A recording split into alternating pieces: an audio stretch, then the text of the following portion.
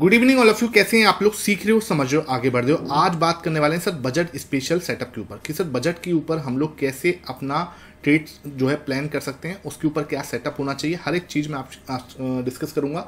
और बजट में क्या मेजर अनाउंसमेंट हो सकती हैं, क्या पॉसिबल है, क्या पॉसिबल नहीं है, हर एक पर्सपेक्टिव से इसको समझने की कोशिश करेंगे। जो हमारा व्यू पॉइंट है उससे देखने की कोशिश करेंगे, जो हमारा चश्मा है उससे देखने की कोशिश करेंगे। लेट्स सी मार्केट के अंदर क्या हो सकता है। अब देखो, कल है मेरे भाई आपका 23 जुलाई। ओके, नॉर्मली जो बजट आते हैं वो आते हैं सर फरवरी में, लेकिन जब सरकार जब चुनी जाती है तो नियम जो है कि वो जो लास्ट जो बजट होता है वो सिर्फ 2-3 महीने का होता है। अब जो नेक्स्ट जो 5 ईयर्स के लिए जो प्लान है पूरा, वो आपका इस बजट में डिसाइड होगा। पहले क्या होता था, साल में 2 बजट आते थे। ठीक है, पहले क्या होता था, साल में हर 6 महीने में ऐसा अलग अलग बजट होते थे। लेकिन अब क्या हो गया है, अब हमें पूरा 12 महीने का एक ही बजट जो है आपके सामने रखा जाता है। ठीक है, तो बजट की जो स्पीच होती है ऑब्वियसली वो थोड़ी लंबी होती है।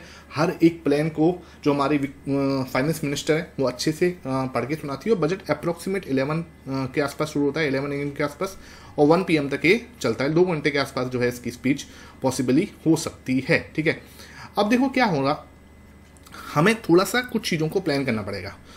आपको ये बताऊं, सबसे पहले तो कुछ प्रॉब्लम आ रही हैं, कुछ जो है अनाउंसमेंट पॉसिबल हैं जिसके ऊपर बात लगातार चल रही है। जो सबसे पहले जो पॉइंट है, ट्रिगर पॉइंट है, उसके ऊपर बात कर लेते हैं। सर F&O इनकम जो है वो 30% उसके ऊपर टैक्स लग सकता है या नहीं लग सकता। देखो अब जो है ना, ये हमें कल पता चल जाएगा, लग रहा है नहीं लग रहा है, क्या है क्या नहीं है। देखो 30% टैक्स लगना कोई दिक्कत नहीं है, क्योंकि ज़्यादातर बड़े ट्रेडर्स जो भी हैं, और आप भी जब थोड़े से अच्छे लेवल पर ट्रेड करोगे आपको भी 30% टैक्स देना पड़ेगा, वो कोई दिक्कत नहीं है। लेकिन दिक्कत वाली बात है कि इसको आप बिजनेस इनकम से हटा दो। ठीक है, तो मेरे ख्याल से सरकार इसको बिजनेस इनकम से नहीं हटाएगी, क्योंकि अगर इसको बिजनेस इनकम से हटाते हैं तो उसके बहुत सारे कॉन्सिक्वेंसेस है। ठीक है, तो इसको मतलब आप ऑफिशियली बोल रहे हो कि ये सट्टा है। ठीक है, तो मुझे नहीं लगता कि इसके लिए ये पॉसिबल है कि इसको सट्टा बाजारी बिल्कुल ही साबित कर दें, क्योंकि क्या हो रहा है कि अब जो है रिटेल ट्रेडर्स ने 2-3-4 साल लगा के मेहनत करके, ठीक है, इसके अंदर क्या हुआ है, अब बहुत मेहनत करी है रिटेल ट्रेडर्स ने, 2-3-4 साल लगाए हैं, अब जाके वो F&O ट्रेडिंग थोड़ा थोड़ा सीखना स्टार्ट करा है।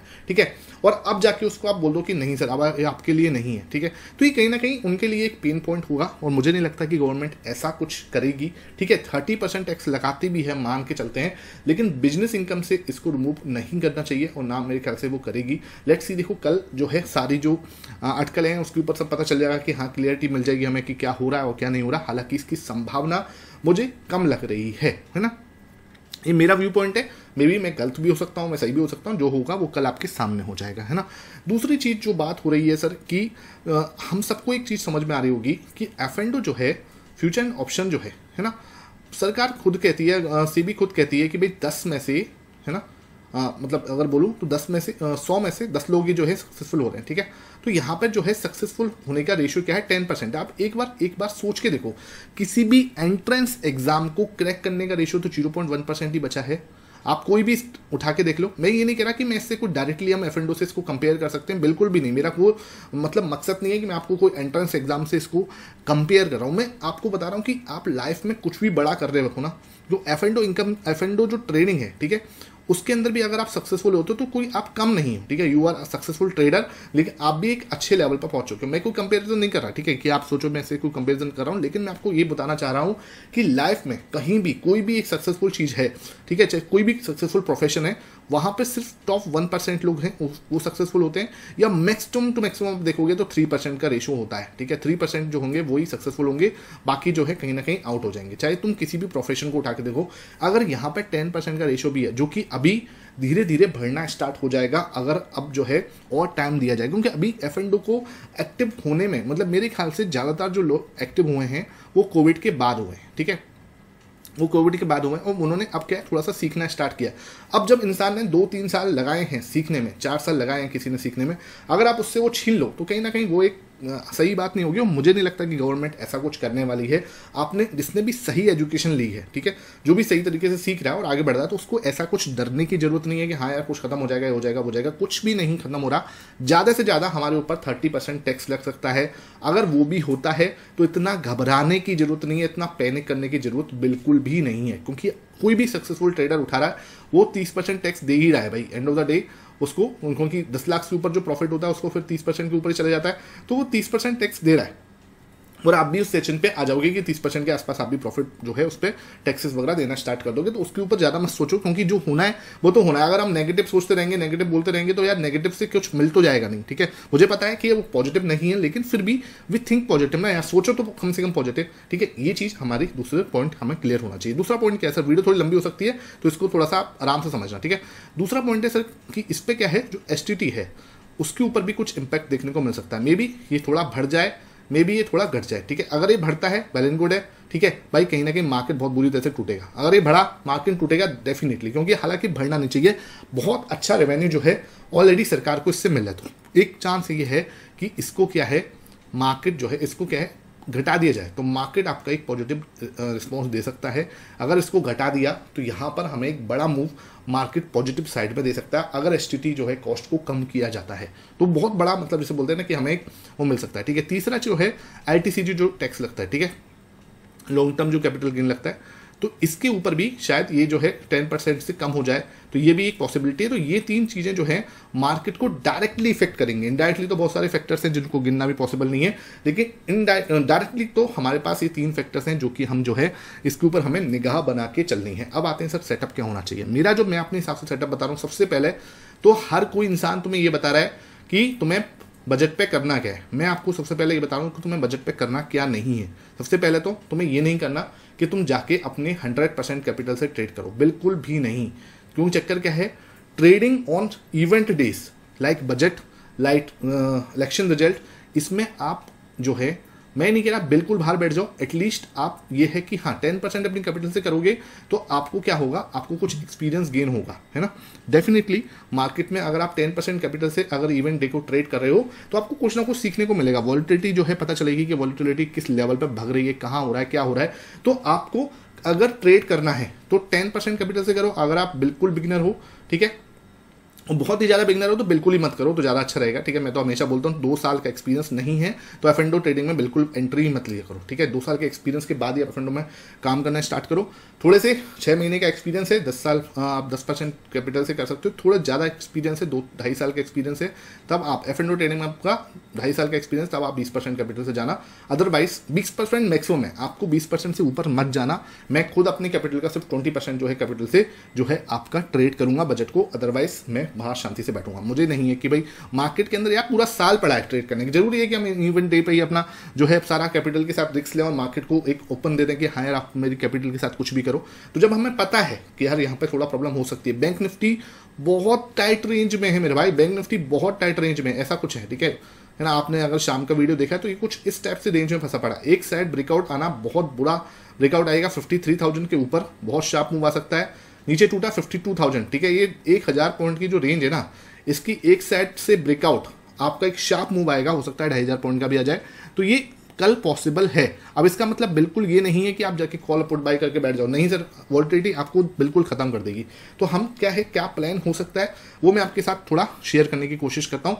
ये देखो मैं आपके साथ बात करता हूँ। सबसे पहले ये बजट है, बजट डे है 1 फरवरी, कौन सा है सर, 1 फरवरी 2023, है ना। 1 Feb 2023 की बात करूँ तो मोस्टली जो अपना बजट होता है वो मैं आपको बताया कि 11 बजे के आसपास शुरू होता है, 11 कई बार 12 बज जाते हैं, इस समय के आसपास शुरू होता है। तो आप अगर देखोगे तो पहले मार्केट के जो 2 घंटे होते हैं लगभग 9:15 से लेके, है ना, यहाँ से मार्केट ओपन हुआ तो यहाँ से लेके 11:15 तक जो है मार्केट एक रेंज में रहने की प्रोबेबिलिटी है। मैं नहीं कह रहा ऐसा ही होगा, मैं आपको लास्ट 2-3 बजट दिखाने की कोशिश करता हूँ, वहाँ पे आपको शायद कुछ समझ में आएगा। यहाँ पे मार्केट एक रेंज में रहने की प्रोबेबिलिटी रहती है, ठीक है, एक रेंज में रहता है ना। उस रेंज पर आप क्या कर सकते हो, वहाँ पर हम जो है अपने कोई भी ऑप्शंस जो एटीएम हैं या फिर थोड़े से हल्के से दूर वाले हैं वो हम सेल करके स्टॉप लॉस के साथ, ठीक है, बिना स्टॉप लॉस के तो बिल्कुल कुछ मत करना। स्टॉप लॉस के साथ आपको दोनों साइड के एटीएम जो कॉल और पुट हैं वो हम सेल करके बैठ सकते हैं। तो वहाँ पर क्या है, अगर वॉलिटिलिटी थोड़ी सी भी कम होती है, और क्योंकि अगर थोड़ा थोड़ा न्यूज़ जो है पता लगना स्टार्ट होगी तो वहाँ से ये जो है अपना प्रीमियम जो है वहाँ से कम हो सकते हैं। डेफिनेटली यहाँ से नीचे जा सकते हैं। मान के चलो आपने कुछ 100 रुपीज़ के प्रीमियम अगर मान के चलो सेल किए हैं, ठीक है, तो वो आपको हो सकता है 70 के आसपास बाद में जाके मिल जाए। तो दोनों साइड से आपको अगर 60 पॉइंट मिलते हैं, 30 पॉइंट मिल रहे हैं, तो ये बहुत बहुत बहुत अच्छा है। हालांकि इसकी संभावना कल पता पड़ेगी जो होगा, है ना। तो 9 से 11:15 पे ये एक सेटअप हो सकता है कि आपको शांति से बैठना है और ऑप्शन सेलिंग की साइड जा सकते हो, तो आप एटीएम के दोनों को बिना साथ में स्टॉप लॉस के साथ जो है सेल कर सकते हो। ठीक है, ये मैं कोई आपको बाई सेल रिकमेंडेशन या कुछ ऐसा नहीं दे रहा हूँ, I am not SEBI registered, आपको कोई बाई सेल रिकमेंडेशन नहीं है भैया, आप जो करो अपने हिसाब से करना। मैं आपको सिर्फ और सिर्फ पीछे का डेटा दिखा के समझाने की कोशिश कर रहा हूँ, एनालिसिस देने की कोशिश कर रहा हूँ। ठीक है, तो ये आपका 2023 का डेटा है। अब मैं एक बार आपको 2022 पे लेके आता हूँ। ये है 2022 1 फेब। ठीक है, सेम देखो, ये आपका 1 फेब 2022 है ना। यहाँ पर भी आप देखोगे सेम सिचुएशन है, यहाँ पे मार्केट जो है ये आपको दिख रहा है। अब आपको देखो ये एक रेंज है ना। अब ये जो रेंज है ना, हालांकि यहाँ पे आपको ये रेंज छोटी दिख रही होगी, हालांकि ये रेंज भी 500 पॉइंट की रेंज है, और 500 पॉइंट की रेंज जो है वो कम नहीं होती है ना। लेकिन क्या है कि बजट के जब आपका सेलिंग के पॉइंट ऑफ व्यू से देखूं तो यहाँ पर क्या है, प्रीमियम्स बहुत ज़्यादा हाई होते हैं है ना। प्रीमियम जो है बहुत ज़्यादा हाई होते हैं, तो आप थोड़ा सा दूर भी चले जाओगे, एटीएम के दूर भी जाओगे, और वहाँ पे वॉलेटिलिटी थोड़ा सा भी कम होती है, तो वहाँ पे आपको यहाँ पे आप प्लस 100 और 200 भी कर सकते हो, इधर आप माइनस प्लस जो है 100 भी कर सकते हो। तो यहाँ पर आपको जो वॉलेटिलिटी है वो थमी हुई मिलती है। ठीक है, तो यहाँ पर आपको जो है ऑप्शन सेलिंग के अंदर थोड़ा बेनिफिट मिल सकता है, अगर आप इसको शायद थोड़ा सा दिमाग लगा के। अगर देखो मेरी बात सुनो, आपको बिल्कुल नहीं करना तो आप इसको थोड़ा सा ट्रैक जरूर करना, पेपर पे ट्रैक करो या एक लॉट से ट्रैक करो, ये ट्रैक जरूर करना, इससे आपको सीखने को मिलेगा डेफिनेटली। ठीक है, एक लॉट से आप काम करोगे, आपको मैक्सिमम अपना स्टॉप लॉस पता होना चाहिए कि हाँ मेरा क्या है भाई, इससे ज़्यादा कुछ नहीं हो सकता।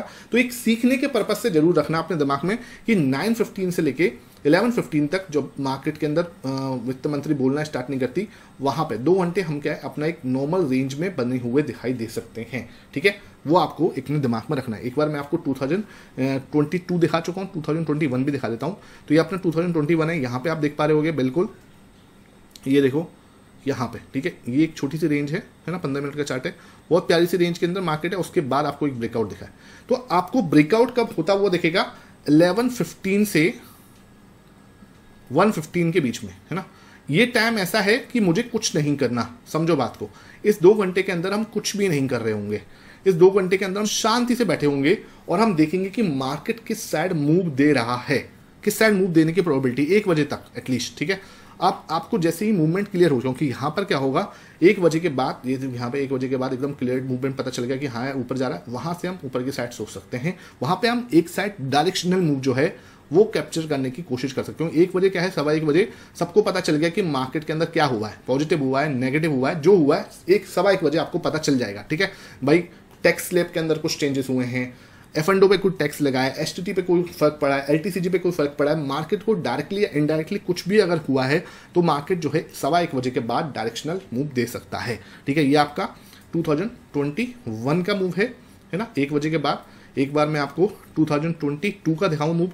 यहाँ पे क्या हुआ, यहाँ पर 1 बजे तक हम नीचे थे, देख लो यहाँ से, और 1 बजे के बाद फिक्स 1 बजे के बाद 1:15 तक क्या है, वहाँ से मूव रिवर्स हुआ, पूरा एक साइड मूव हो गया। ठीक है, तो ये 1:15 तक क्या है, मार्केट थोड़ा आपको कंफ्यूज करता है। ये जो 2 घंटे है ना, मार्केट एकदम से नीचे आएगा, ऊपर जाएगा, नीचे आएगा, ऊपर, क्योंकि क्या होगा, न्यूज का विश्लेषण हो रहा होगा, हमें पता भी चल रहा होगा कि भाई कुछ पॉजिटिव है भी है या नहीं है, जो लास्ट एंड में कुछ एकदम पॉजिटिव बोल देंगे वो। ठीक है, तो वो हमें 1:15 पर जब कंप्लीट हो जाएगा ना, कंप्लीट जो न्यूज है वो आउट हो जाएगी, तब जाके वहां से आप डायरेक्शनली एक मूव जो है एक्सपेक्ट कर सकते हो और उसको आप अपने पोर्टफोलियो में देख सकते हो। ठीक है, एक बार हम 2023 के अंदर भी देखें, 2023 यहाँ पे देखो 1 बजे के बाद फिर अपना एक मूव जो है आपको पता चला, यहाँ से पहले ऊपर गए फिर वापस नीचे आए और मूव यहाँ से क्लियर पता चला, फिर एकदम से डायरेक्शनली मूव आ गया। तो कहने का मतलब मैंने आपको लास्ट 3 बजट्स की पूरा एनालिसिस देने की कोशिश करी है, लास्ट 3 बजट में क्या हुआ है। ठीक है, सुबह मैंने आपको 3 फेज के अंदर बताया, 3 फेज के अंदर ट्रेडिंग हम सोच सकते हैं करने की,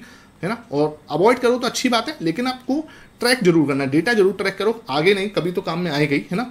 तो 9:15 से और 11:15 है ना, 11:15 तक हम शांति से अगर हम बैठ सकते हैं तो बहुत ही कम लॉट के साथ, 1 और 2 लॉट के साथ, यानी अपनी कैपिटल का मैक्सिमम 20% कैपिटल के साथ ऑप्शन सेलिंग की साइड देख सकते हैं। मार्केट एक साइड मूव नहीं दिखाएगी, वहां पर मार्केट थोड़ा कुछ यो कर रही होगी। ठीक है, तो कुछ बड़ा मूव नहीं है, कुछ ऊपर नीचे कर रहा है। ठीक है, 11:15 से 1:15 यानी कि मार्केट जो है एकदम से भयानक तरीके से ऊपर या नीचे हो रही होगी, क्योंकि मार्केट को पता नहीं चल रहा है कि अभी चल रहा है मार्केट, कोई भी न्यूज तुरंत आ सकती है। ठीक है, तो उस समय पे आपको बिल्कुल लेट नहीं करना, उस समय आप बिल्कुल बाहर रहोगे मार्केट से। और 1:15 के बाद जब मार्केट में क्लियर मूवमेंट पता चल जाएगी यार कहाँ पे हो सकती है, तो यहाँ पे हम जो है वन साइड डायरेक्शन मूव जो है ले सकते हैं। तो ये आप इस टाइप से प्ले कर सकते हो, ठीक है। इस टाइप से प्लान आपके पास होना चाहिए, स्ट्रिक्ट स्टॉप लॉस के साथ ही करना अगर करो तो, और 20% कैपिटल से ज़्यादा बिल्कुल मत करना, क्योंकि यहाँ पर बड़ा मूव जो है ना, देखो आपको पता भी नहीं चलेगा कि कब आपको बड़ा लॉस लग गया, ठीक है। इसलिए मैं आपको बार बार कह रहा हूँ, सीखने के पर्पज से करो तो सिर्फ एक लॉट से करो अपने शांति से, और अपना धीरे धीरे काम करना, तो आपको जरूर कुछ सीखने को भी मिलेगा और कुछ आपको मजा भी आएगा, ठीक है। आई होप ये सेशन अच्छा लगा हो, वीडियो पसंद आई है, ज़्यादा से ज़्यादा लाइक करना, शेयर करना। Thank you for watching this video.